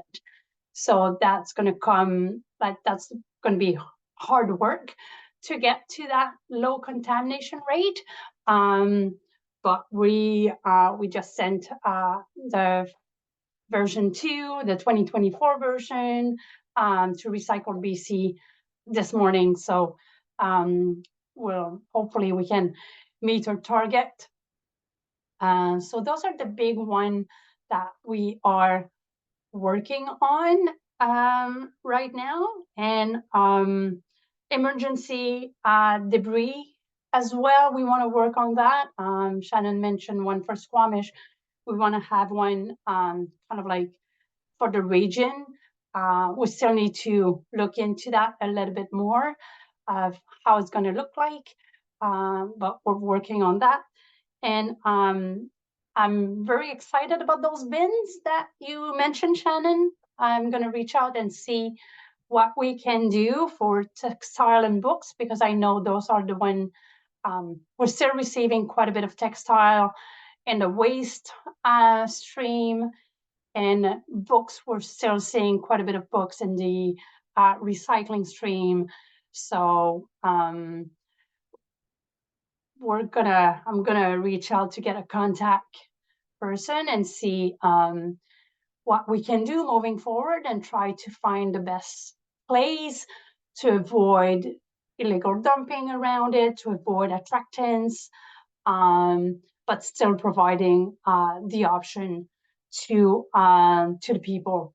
So this is a very exciting that they're looking into that and they're kind of like trying to get those bins more into in the communities. So that is very exciting. Vanessa, do you want to update a little bit on what you're working? I think that the overview of the solid waste initiatives was a pretty broad overview of what I'm working on, other than the actually we even mentioned the contamination remediation. So I think everybody's got a pretty good understanding of what I'm working on. Perfect, thank you. Any questions for us?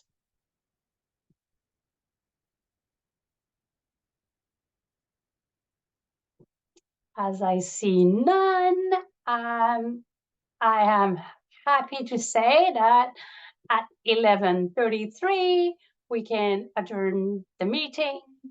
And thank you again for your time. I know everyone is very, very busy right now, as always, but really appreciate this this committee, and are really I'm really glad that we had that much time to do the roundtable. I know it's very valuable, and it's really great to be able to share that. So thank you all very, very much, and have a lovely rest of your day.